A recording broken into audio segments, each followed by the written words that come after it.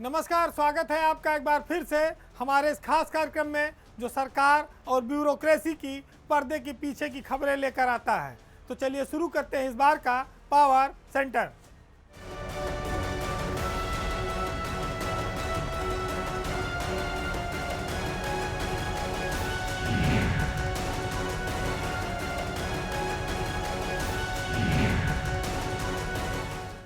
वैसे तो यूपी की ब्यूरोक्रेसी एक दूसरे की टांग खिंचाई के लिए काफ़ी चर्चित है, लेकिन इस बार योगी सरकार के दो चहेते अफसर तगड़ी भिड़ंत में आमने सामने हैं। उनकी कड़ी लड़ाई चल रही है और यह लड़ाई दिखावटी नहीं है, यह हकीकत में है, लेकिन मामला चुनाव से जुड़ा हुआ है। उत्तर प्रदेश में गोल्फ क्लब के चुनाव को लेकर योगी सरकार के दो आईएएस अफसर आमने सामने हैं। गोल्फ क्लब एक ऐसी संस्था है जहां पर उत्तर प्रदेश के बहुत सारे आईएएस अधिकारी, आईपीएस अधिकारी, मिनिस्टर्स, यही खास लोग मेंबर होते हैं। मुख्यमंत्री आवास के बगल में बना हुआ यह गोल्फ क्लब बेहद चर्चित है। मुकुल सिंघल 1986 बैच के आईएएस अफसर हैं और नवनीत सहगल 1988 बैच के। हालांकि मुकुल सिंघल सहगल से 2 साल सीनियर हैं, लेकिन चुनावी दांव पेच के मामले में वह मुकुल सिंघल पर भारी पड़ सकते हैं। उत्तर प्रदेश की ब्यूरोक्रेसी में नवनीत सहगल के लिए ये बात हमेशा से चर्चा में रही है कि सरकार किसी की भी हो, नवनीत सहगल उसमें देर सवेर फिट हो ही जाते हैं और वो ओपनिंग बल्लेबाज की तरह पिच पर बैटिंग करते हैं। मुकुल सिंघल हमेशा शांत स्वभाव के आईएएस अफसर रहे। यूपी में नियुक्ति सचिव का 3 साल से ज़्यादा का उनका कार्यकाल रहा। इस समय वो रेवेन्यू बोर्ड के चेयरमैन पद पर प्रतिष्ठित हैं। बहुत बड़ा पद माना जाता है चीफ सेक्रेटरी के बाद, और साथ ही साथ वो यूपी गोल्फ क्लब के सेक्रेटरी भी हैं।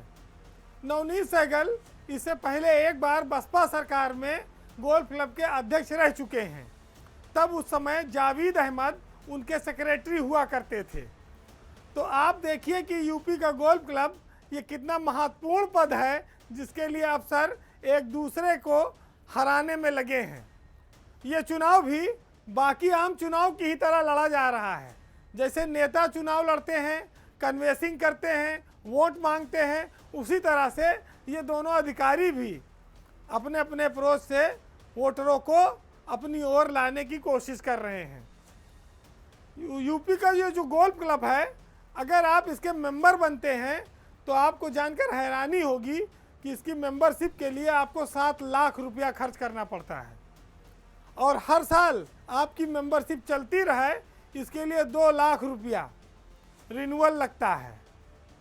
तो किसी साधारण आदमी के बस की बात नहीं है कि वह यहाँ पर मेंबर बने और लंबे समय तक टिका रहे। तो ऐसे में ये ब्यूरोक्रेट्स के लिए, बड़े बड़े राजनेताओं के लिए, पुलिस वालों के लिए, उन्हीं के लिए ये क्लब ज़्यादा मुफीद लगता है। लेकिन चूंकि इस पद पर अब 2 बड़े अधिकारी आमने सामने आ गए हैं तो ये मुकाबला थोड़ा रोचक हो गया है। वैसे सहगल ने पूरे कैरियर में दांव पेच के मामले में हमेशा प्राइम पोस्टिंग पा ही ली, जो उन्होंने चाहा वो हासिल किया। लेकिन शनिवार की रात इसके लिए कयामत की रात है। अभी दावतों का दौर चल रहा है, वोटरों को फ़ोन करके समर्थन हासिल किया जा रहा है। मतदान रविवार को होगा और देखना होगा कि योगी सरकार के ये 2 खास अफसरों में जीत किसके हाथ आती है। सियासत में चुनावी हार जीत हवा के रुख पर निर्भर करता है, लेकिन लखीमपुर की घटना ऐसे समय में हुई है जिसने बीजेपी को भारी नुकसान पहुंचाया है।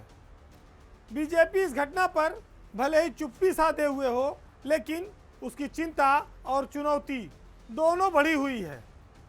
बीजेपी की सरकार इसकी भरपाई मुआवजे और नौकरी से करना चाहती है, लेकिन इस घटना की प्रतिक्रिया का जो फैलाव है वो काफ़ी दूर तक हो चुका है। विपक्ष को एक बड़ा मुद्दा मिल चुका है और सरकार डिफेंसिव यानी कि रक्षात्मक स्थिति में है। अब लखीमपुर की घटना ने एक आशंका को और प्रबल किया है कि पश्चिमी उत्तर प्रदेश में जो किसान आंदोलन चल रहा था वो कहीं पूरब तक ना फैल जाए। अगर राजनीतिक दलों की बात करें तो बीजेपी इस घटना से जहां पीछे गई है, वहीं यह घटना कांग्रेस के लिए संजीवनी साबित हुई है। प्रियंका गांधी का 4 दिन जेल में रहना बीजेपी के भविष्य के लिए एक बड़ी चुनौती बन रहा है। पिछले 10 दिनों से प्रियंका गांधी लगातार उत्तर प्रदेश में हैं और वो इलाहाबाद से लेकर बनारस तक सरकार को घेरने में लगी हैं। यूपी में जहां बीजेपी के सामने अखिलेश यादव मुख्य चुनौती नजर आ रहे थे, वहां लखीमपुर की घटना ने तस्वीर में थोड़ा बदलाव किया है। अगर हम इसको टोटलिटी में देखें तो ये माना जाएगा कि पहले गोरखपुर, फिर कानपुर, फिर लखीमपुर, कुछ न कुछ ऐसी घटनाएं ऐन चुनाव के समय होने लगी हैं जो सरकार के खिलाफ जा रही हैं। एंटी इनकम्बेंसी पहले से थी, महंगाई से लेकर स्कूल फीस से लेकर तमाम सारी चुनौती बीजेपी के सामने थी। लेकिन जब कानून व्यवस्था की बड़ी घटना आ जाती है और बीजेपी के नेता पर और उनके बेटे पर ही आरोप हो कि उन्होंने किसानों को जीप से कुचल दिया, तो फिर पार्टी के सामने रक्षात्मक स्थिति के अलावा और ज़्यादा अवसर बचते नहीं हैं। लखीमपुर की घटना ने पूरे प्रदेश में जहां बीजेपी की किरकिरी कराई, साथ ही केंद्रीय राज्य मंत्री अजय मिश्रा टेनी का भविष्य भी दांव पर लगा हुआ है। उनके बेटे से सब पुलिस पूछताछ कर रही है। लेकिन आज़ाद भारत के इतिहास में किसी राजनीतिक व्यक्ति और परिवार या सत्ताधारी दल के नेता द्वारा इस तरह से किसानों को जीप के नीचे कुचला गया हो या इस तरह की गुंडागर्दी हुई हो, इसका उदाहरण नहीं मिलता है। तमाम सारे विपक्षी दल इसकी तुलना अंग्रेजी शासनकाल से कर रहे हैं। मंत्री का वो इस्तीफा मांग रहे हैं। बीजेपी अपने एक मंत्री को भले बचा ले जाए, लेकिन उसके कई सारे विधायक गायब हो सकते हैं। बीजेपी को ये तय करना है कि 2.5-3 महीने के बाद देश में जो 5 राज्यों में चुनाव होंगे, वो लखीमपुर की घटना पंजाब तक सिख समाज में कितना असर डालेगी, कितना नुकसान करेगी, ये वो खुद तय करे। लेकिन इतना ज़रूर है कि लखीमपुर से लेकर जो तराई का बेल्ट है, उसमें बीजेपी भारी नुकसान में जा चुकी है। उसकी गाड़ी ढलान की ओर है, उसको रोकने की कोशिश चल रही है। कैसे रुकेगी, किसी के पास इसका कोई जवाब नहीं है। यूपी में चुनावी मौसम शुरू है। ऐसे में जो होशियार अफसर हैं, उन्होंने लखनऊ मेल में दिल्ली के लिए टिकट बुक कराना भी शुरू कर दिया है। ताज़ा मामला यूपी के 10 IAS अफसरों से जुड़ा है। ये सारे अफसर केंद्र सरकार में इम्पैनल्ड हुए हैं, सचिव पद पर और अतिरिक्त सचिव पद पर, जिसमें सबसे प्रमुख नाम उत्तर प्रदेश के चीफ सेक्रेटरी RK तिवारी का शामिल है। RK तिवारी 2 साल से ज़्यादा समय से यूपी के चीफ सेक्रेटरी हैं। 2.5-3 महीना बाद उत्तर प्रदेश में चुनाव है। सरकार ऐसे में चीफ सेक्रेटरी को बदलना नहीं चाहती है, लेकिन उनकी केंद्र में तैनाती आ गई है। अब ये तिवारी जी पर निर्भर करता है कि वो यूपी में चुनाव तक चीफ सेक्रेटरी बने रहेंगे या वो केंद्र में जाएंगे। उनकी नौकरी अभी 2023 तक है, यानी उनके पास लंबा समय है। तिवारी के साथ साथ उत्तर प्रदेश में 3 विभागों के ACS मनोज कुमार सिंह को भी केंद्र में सचिव पद पर इम्पैनलमेंट मिला है। मनोज कुमार सिंह के पास इस समय ग्राम विकास, पंचायती राज, राजस्व विभाग, ये 3 बहुत भारी भरकम महकमे हैं, उसके वो अपर मुख्य सचिव हैं। तो ये तो 2 नाम जो थे वो सीधे सेक्रेटरी पद पर इम्पैनलमेंट के हैं। इसके अलावा 7 नाम ऐसे हैं जो अतिरिक्त सचिव एडिशनल सेक्रेटरी पद पर इम्पैनल हुए हैं। ये 1995 और 94 का बैच है। अगर हम इन 10 IAS अफसरों में देखें तो जूथिका पाटणकर पहले से केंद्र में तैनात हैं। अतिरिक्त सचिव पद में आशीष गोयल, मृत्युंजय नारायण, राम मोहन राव, ये लोग भी केंद्रीय प्रतिनियुक्ति पर पहले से मौजूद हैं और के राम मोहन राव तो विशाखापत्तनम पोर्ट के इस समय चेयरमैन भी हैं। अब बात आती है कि जो लोग यूपी में हैं, जिनकी केंद्र में इम्पैनलमेंट हुआ है, वो कौन लोग जा सकते हैं। अगर आप सबसे पहले नाम पर नज़र डालेंगे तो महत्वपूर्ण नाम है उसमें संजय प्रसाद का। संजय प्रसाद उत्तर प्रदेश के मुख्यमंत्री योगी आदित्यनाथ के प्रमुख सचिव हैं। उनके कार्यक्रमों में आप संजय प्रसाद को अक्सर देख सकते हैं। इस समय मुख्यमंत्री के इर्द गिर्द वो चेहरा काफ़ी दिखाई देता है। उसके बाद नाम आता है आर रमेश कुमार का। आर रमेश कुमार को अगर केंद्र में पोस्टिंग मिलती है तो उनके जाने की संभावना ज़्यादा है। संजय प्रसाद अभी मुख्यमंत्री के प्रमुख सचिव हैं, तो ऐसे में चुनाव के वक्त उनका यूपी छोड़कर जाना संभव नहीं होगा। संतोष यादव के लिए 3 महीने का जो समय है वो रुक कर देखेंगे कि यूपी में सरकार किसकी बन रही है, फिर वो तय करेंगे कि केंद्र में जाना है या नहीं। इस एम्पैनलमेंट की खास बात यह है कि यूपी की ब्यूरोक्रेसी में एक नए सिरे से चर्चा शुरू हुई है कि क्या 1985 बैच के आईएएस अधिकारी और यूपी के चीफ सेक्रेटरी आर के तिवारी केंद्र में जाएंगे, और अगर आर के तिवारी केंद्र में जाते हैं तो यूपी का मुख्य सचिव कौन होगा। इसको लेकर एक रेस शुरू हो गई है। वरिष्ठता के आधार पर अगर आप देखें तो एपीसी आलोक सिन्हा इस रेस में उनका नाम हो सकता है, मुकुल सिंघल का भी हो सकता है, वो रेवेन्यू बोर्ड के चेयरमैन हैं, और यूपी के आईआईडीसी संजीव मित्तल भी चीफ सेक्रेटरी पद के दावेदार हो सकते हैं। लेकिन इन 3 नामों के इतर अगर सबसे प्रबल नाम और तेज नाम आप देखेंगे तो 1987 बैच के आईएएस अधिकारी अवनीश अवस्थी का नाम प्रमुखता से आएगा। अवनीश अवस्थी इस समय अपर मुख्य सचिव गृह हैं, यूपीडा के सीईओ हैं, मुख्यमंत्री के बेहद करीबी हैं, भरोसेमंद हैं। अगर राजेंद्र कुमार तिवारी किसी कारण से दिल्ली की ओर जाते हैं या चीफ सेक्रेटरी पद से हटते हैं तो अगला उत्तर प्रदेश का मुख्य सचिव सबसे प्रबल दावेदार अवनीश अवस्थी हैं। अवनीश अवस्थी की नौकरी भी अभी 1 साल बची हुई है, यानी कि सितंबर 2022 तक वो उत्तर प्रदेश में सेवा में हैं। तो यूपी की ब्यूरोक्रेसी में चुनाव से पहले इस तरह से बहुत सारे किस्से और उदाहरण मौजूद हैं कि अधिकारी भागने लगते हैं, कुछ लौट के भी आते हैं। चुनाव के वक्त वो विपक्ष का निशाना बनने के बजाय दूर से बैठकर तमाशा देखना ज़्यादा बेहतर समझते हैं।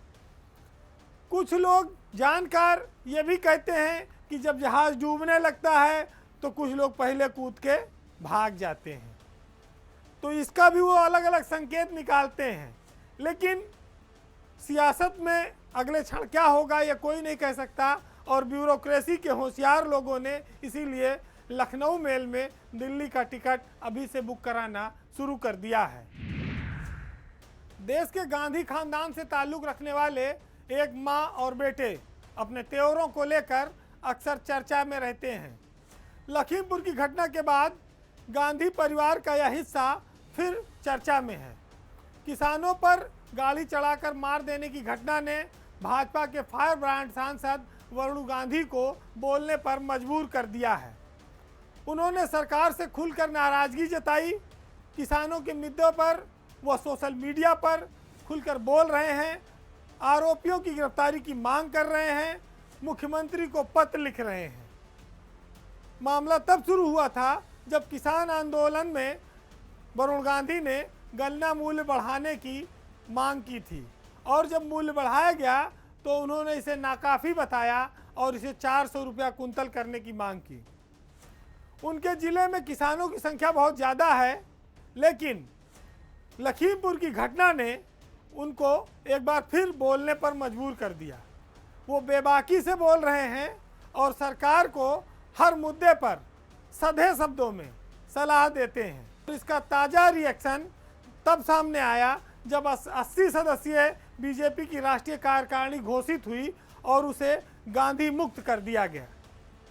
बीजेपी की कार्यकारिणी से गांधी मुक्त होने के बाद तमाम सारी चर्चाएं चल निकली हैं कि माँ बेटे दोनों का नाम लिस्ट से कैसे गायब हो गया।